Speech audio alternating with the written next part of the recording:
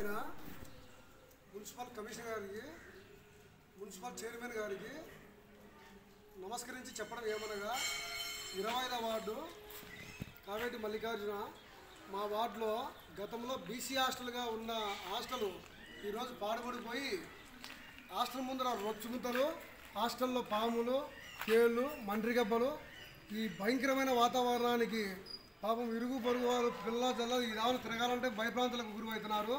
దయ ఉంచి ఈ హాస్టల్ని ఉపయోగం వచ్చేట్టుగా ఏదన్నా చేసి మాకు బూతులు కూడా ఓట్లు వేయడానికి బూతు కూడా దూరం పోవాలంటే పెద్దోళ్ళు, చిన్నోళ్ళు, ముసలోళ్ళు, ముతుకోళ్ళు చాలా ఇబ్బంది పడుతున్నారు. దయ ఉంచి ఈ రోజంతా శుభ్రపరిచి దీని తర్వాత ఏదైనా బూతుకు మాకు ఇక్కడనే పెడితే బాగుంటుందని కమిషనర్ గారికి, చైర్మన్ గారికి నమస్కరించి చెప్పుకుంటున్నాము. మా కూడా ఆలకించండి. ఏంది ఈ రొచ్చు, ఈ దోమలు, ఈ బాధ ఏమి ఎరుగులో అంటే అందరికీ చిన్న చూపేనా? ఏమి స్వామి మా కాడ దోమలు కుట్టి పెరిగి మీకు ఊర్లోకి రావా దోమలు? ఈడ బాగా శుభ్రంగా ఉంటే ఊర్లోకి ఏంటి రావు కదా.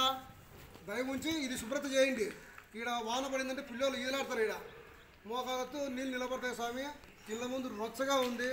దయ ఉంచి మా కూడా ఆలకించి ఈ పాత బీసీ హాస్టల్ని పగలగొట్టేసి ఏదన్నా ఒక బడినో స్కూల్లో మళ్ళీ పునరుద్ధరించండి. మీ పేరు బాగుంటుంది. ఇక్కడ గతంలో జరిగిన ప్రభుత్వానికన్నా అంతకు మించిన పరిపాలన మీరు చేయండి. ఇప్పుడు హాస్టల్ని ఈ హాస్టల్ని తీసేసి ఇక్కడ హాస్టల్ పెడతారో, స్కూల్ పెడతారో కొంత శుభ్ర పెట్టండి స్వామి. దీంట్లో పాములు, దీంట్లో పందికొక్కులు అన్ని స్థావరం దీంట్లో జరుగుతున్నాయి. బయటకు వచ్చి రాత్రుల్లో అయితేనే ఇళ్ళలో జ్వరపడుతున్నాయి స్వామి.